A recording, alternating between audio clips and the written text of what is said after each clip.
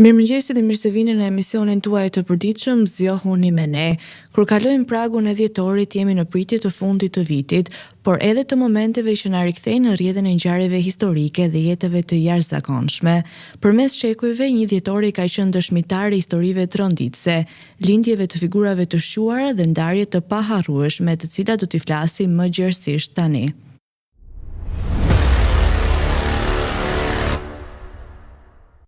Do të vjojmë fillimisht me ngjarjet që tronditën botën. Në vitin 1918, Europa pas luftës së parë botërore mori një tjetër formë, u themelua mbretëria e serbëve, kroatëve dhe slovenëve, e cila më vonë do të njihej si Jugoslavia, një shtet që do të ndikonte për dekada të tëra në historinë e Ballkanit.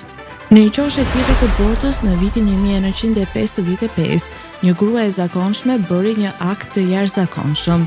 Rosa Parks refuzoi të ngrihej nga sedilja e saj në një autobus në Alabama, duke ndezur kështu flakën e lëvizjes për të drejtat civile në Shtetet e Bashkuara të Amerikës, një histori guximi që sot është simboli barazisë dhe drejtësisë. Me hapa të mëdhenj teknologjik në vitin 1990, britanikët dhe francezët u takuan në valët e kanalit anglez për të përfunduar hapjen e tunelit Chanel, një arritje epike që lidh dy kombe dhe simbolizon bashkëpunimin ndërkufitar.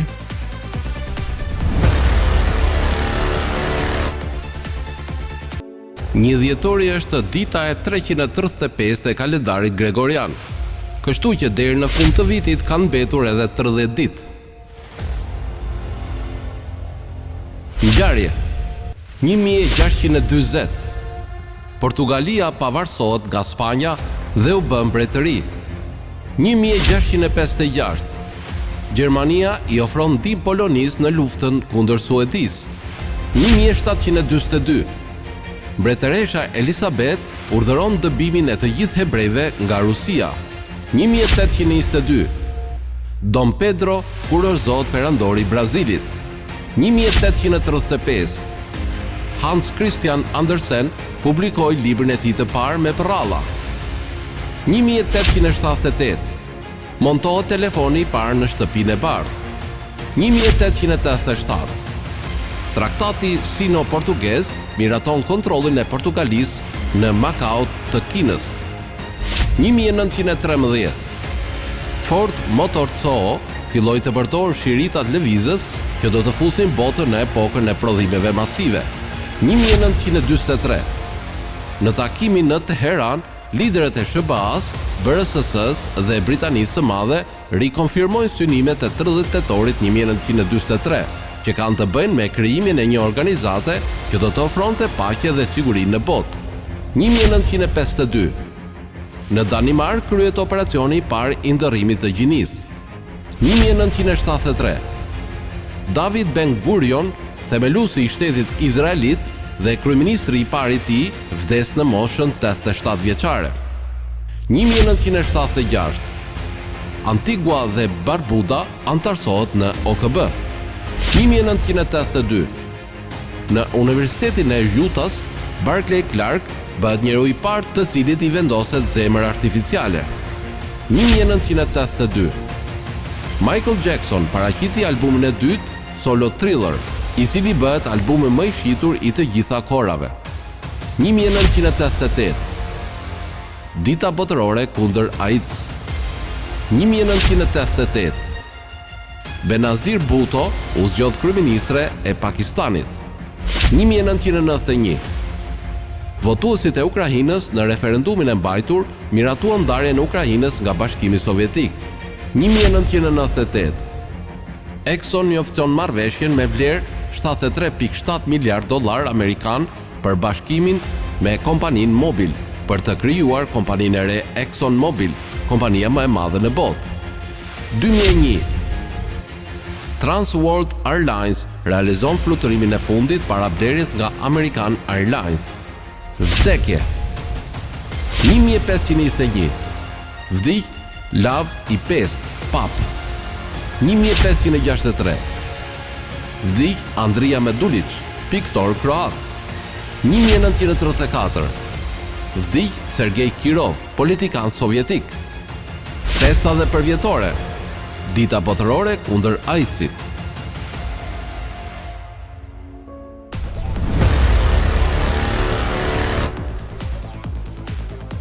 Tani u ftoj të ndiqni rubrikën Edhe shëndet. Në shekullin e 10, mjekët arab e përdornin sherebelën për të kthjelluar mendjen. Ndër shekuj, sherebela është përdorur për të kuruar probleme të rrugëve të frymarrjes. Ajo konsiderohet si një nga bimët më shëruese në botë dhe kategorizohet si një nga ilaçet më të mira. Shkenca ka dëshmuar që sherebela ka veprim antibakterial dhe antikërpudhor, ndihmon kundër dhimbjeve dhe temperaturave të larta, mund të reduktojë nivelin e glukozës në gjak, gjë që bën dobi tek diabeti. Praktika ka treguar që në mënyrë të shkëlqyeshme pastron gjakun dhe po ashtu ndihmon nxjerrjen e sekrecioneve nga organizmi. Në mënyrë pozitive ndihmon në qarkullim dhe për inflamacionin. Sherebela ndihmon kundër të vjedhave dhe diaresë së shpeshtuar, ndërsa më mirë se çdo bimë tjetër ndihmon punën e zorreve dhe stomakut. Ndër shekuj, çaji i sherebelës është përdorur për të kthjelluar mendjen dhe për të stimuluar funksionin e trurit. Sipas studimeve, duket se sherebela mund të ketë efekt pozitiv për pacientët që vuajnë nga sëmundja e Alzheimerit. Një dozë vetme e sherebelës ndihmon në përmirësimin e kujtesës, përqendrimit dhe vigjilencës tek të rriturit e shëndetshëm. Përdorimi i saj 3 herë në ditë për 2 muaj ndihmon në uljen e niveleve të kolesterolit të lartë dhe yndyrave në gjak, të quajtura trigliceride, dhe rrit nivelet e kolesterolit të mirë. Njerëzit që përdoren rregullisht sherebelën si erës, duket se kanë 54% më pak rrezik që të preken nga kanceri mushkrive, krahasuar me ata që nuk e përdorin fare. Dhimbjet e fytit. Një studim sugjeron që përdorimi një produkti me sherebel për 5 ditë lehtëson simptomat e dhimbjeve të fytit, po aq sa përdorimi i ilaçeve. Efekte antioksiduese. Antioksiduesit shërbejnë si pastrues për të hequr radikalet e lira të metabolizmit dhe toksinat e tjera nga trupi. Antioksiduesit ndalojnë radikalet e lira që të sulmojnë indet qelizore, duke ndaluar në këtë mënyrë plakjen e parakohshme dhe rrezikun ndaj sëmundjeve kardiovaskulare apo kancerogjene. Çaji i sherebelës, për këtë arsye, është një burim i fuqishëm me antioksidant që ndihmon për t'i mbajtur larg efektet shkatëruese të radikaleve të lira. Mëlçi më e shëndetshme. Efektet antioksiduese të çajit të sherebelës mund të përmirësojnë funksionet jetësore të mëlçisë. Një studim i publikuar në një revistë tregon se çaji i sherebelës u përdor në vend të ujit për 14 ditë. Rezultatet treguan një rritje prej 24% të nivelit të antioksidantëve në mëlçi. Çaji i sherebelës gjithashtu tregoi efekt pozitiv në mbrojtjen e lipideve të mëlçisë, nga dëmtimet e shkaktuara nga toksinat e mëlçisë. Një studim tjetër i indeve qelizore zbuloi se ekstraktet e sherebelës parandalojnë shpenzimin e koenzimave të oksidimit, të cilat janë përbërës shumë të rëndësishëm në antioksidimin e mëlçisë me rreth 62%. Çaji i sherebelës është shumë i mirë për uljen e temperaturës dhe të ftohtin, për zbutjen e asarimit të fytit, dhimbjen e kollën, si dhe për problemet e tretjes.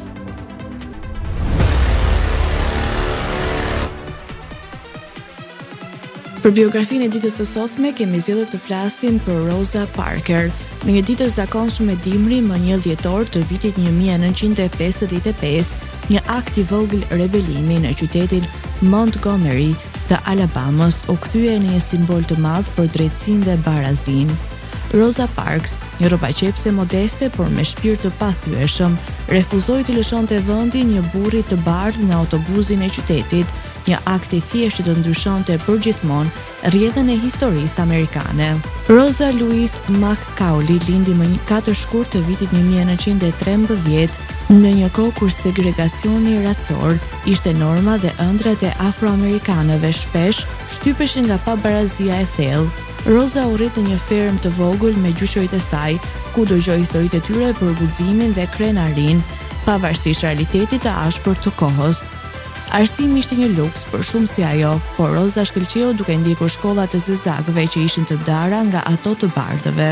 Në vitin 1932 ajo u martua me Raymond Parks, një aktivist i përkushtuar për të drejtat civile. Roza u bë pjesë e këtij misioni duke punuar për shoqatën kombëtare për avancimin e njerëzve me ngjyrë, ku shërbeu si sekretare. Në atë ditë të ftohtë të dhjetorit, Roza ishte e lodhur, por jo nga puna fizike, ajo ishte e lodhur nga padrejtësia. Ligjet e segregacionit kërkonin që personat me ngjyrë të lëshonin vendin të bardhëve në transportin publik. Kur shoferi i autobusit i kërkoi të ngrihej, Roza u përgjigj thjesht jo. Kjo jo e saj e thënë me qetësi por me vendosshmëri, u bë një klith me fuqishme për drejtësi. Roza u arrestua, por ky veprim ndezi një lëvizje. Brenda pak ditësh, komuniteti afroamerikan filloi një bojkot masiv të autobusëve, duke zgjatur për 381 ditë. Udhëheqësi si Martin Luther King dolën në pa dhe lëvizja për të drejtat civile mori hovë. Pas kësaj, jeta e Rozës nuk ishte e lehtë. Ajo u përball me kërcënime, humbi punën dhe u detyrua të shpërngulej në Detroit për një jetë më të sigurt. Megjithatë, ajo nuk u tërheq kurrë nga aktivizmi. Roza punoi për të drejtat civile deri në fund të jetës, duke u lutuar, mbajtur fjalime dhe frymëzuar breza të tërë. Në vitin 1999, Rosa Parks u nderua me medaljen e lirisë nga presidenti Bill Clinton, një ndër shumë çmime që mori gjatë jetës së saj. Kur ndroi jetë në vitin 2005, në moshën 92 vjeçare, bota i bëri homazhe një heroine që guxoi të thonte jo përballë drejtësisë.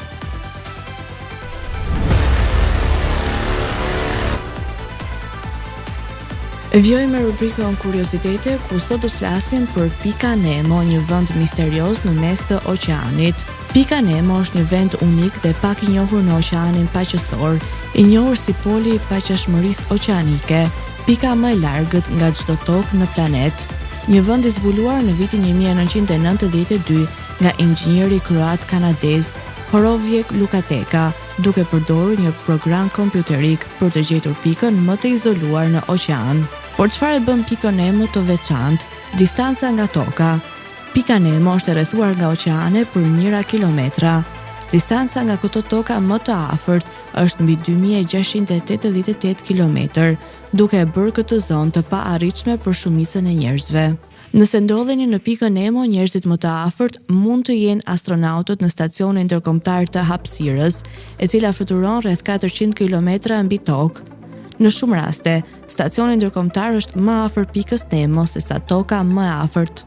Pika Nemo shërben si një varrezë për satelit dhe anije hapësinore, pasi agjencitë hapësinore si NASA drejtojnë objektet e tyre hapësinore të dalë jashtë përdorimit në këtë vend për t'i larguar nga zonat e banuara.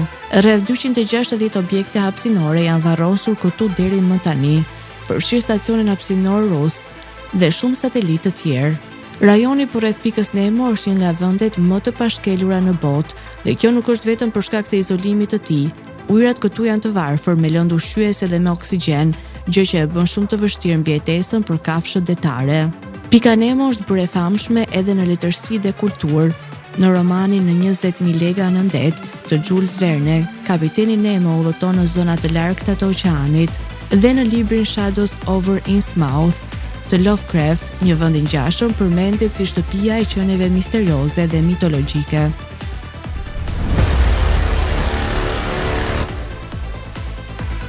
Tani u ftu të ndiqni parashikimin e motit për territorin shqiptar. Territori shqiptar për datën 1 dhjetor 2025 do të jetë në ndikimin e masave ajrore të qëndrueshme, të cilat do të sjellin mot të qetë me vranësira të pakta dhe intervale me diell në pjesën më të madhe të vendit. Paraditja do të paraqitet me diell në verilindje dhe jug, ndërsa pasditja sjell vranësime të lehta kryesisht në perëndim dhe qendër të vendit. Temperatura minimale pritet të zbresë deri në 1 gradë Celsius, ndërsa ajo maksimale të arrijë deri në 15 gradë Celsius në zonat bregdetare. Gjatë ditës priten 3 deri në 5 orë diell në shumë zona të vendit. Era do të fryjë nga drejtimi perëndim me shpejtësi 2 deri në 4 metra për sekond, ndërsa përgjatë bregdetit deri në 5 metra për sekond. Deti do të ketë dallgëzim të ulët rreth 1 deri në 2 ballë. Indeksi ultraviolet për Tiranën më 1 dhjetor 2025 pritet të jetë i ulët rreth 1. Sipas burimeve astronomike, lindja e diellit në Tiranë më 1 dhjetor do të jetë në orën 6:40 minuta, ndërsa perëndimi në orën 16:19 minuta. Temperaturat minimale dhe maksimale për disa qytete kryesore të Shqipërisë do të jenë si më poshtë. Shkodër, 7 deri në 12 gradë Celsius. Kukës, 4 deri në 10 gradë Celsius. Peshkopi, 4 deri në 9 gradë Celsius. Tiranë, 9 deri në 13 gradë Celsius. Durrës, 8 deri në 14 gradë Celsius. Kavaj, 7 deri në 14 gradë Celsius. Elbasan, 8 deri në 12 gradë Celsius. Berat, 6 deri në 13 gradë Celsius. Korçë, 1 deri në 8 gradë Celsius. Vlorë, 10 deri në 15 gradë Celsius. Gjirokastër, 6 deri në 12 gradë Celsius. Sarandë, 8 deri në 15 gradë Celsius. Tani uftë të ndiqni parashikimin e motit për territorin e Kosovës. Territori i Kosovës për datën 1 dhjetor 2025 do të jetë në ndikimin e masave të thata kontinentale, të cilat do të sjellin mot të qëndrueshëm me intervale kthjellimesh dhe vranësira të her pas hershme. Paraditja do të jetë me diell dhe re të pakta në shumë zona, ndërsa pasditja shfaq vranësira të lehta por pa rreshje. Temperatura minimale pritet të zbresë deri në -2 gradë Celsius, ndërsa ajo maksimale të arrijë deri në 11 gradë Celsius në perëndim të vendit. Era do të fryjë lehtë nga drejtimi verilindor me shpejtësi 1 deri në 3 metra për sekond. Indeksi ultraviolet për Prishtinën më 1 dhjetor 2025 pritet të jetë i ulët rreth 1. Sipas burimeve astronomike, lindja e diellit në Prishtinë më 1 dhjetor do të jetë në orën 6:39 minuta, ndërsa perëndimi në orën 16:10 minuta. Temperaturat minimale dhe maksimale për disa qytete kryesore të Kosovës do të jenë si më poshtë. Mitrovica, 0 deri në 9 gradë Celsius.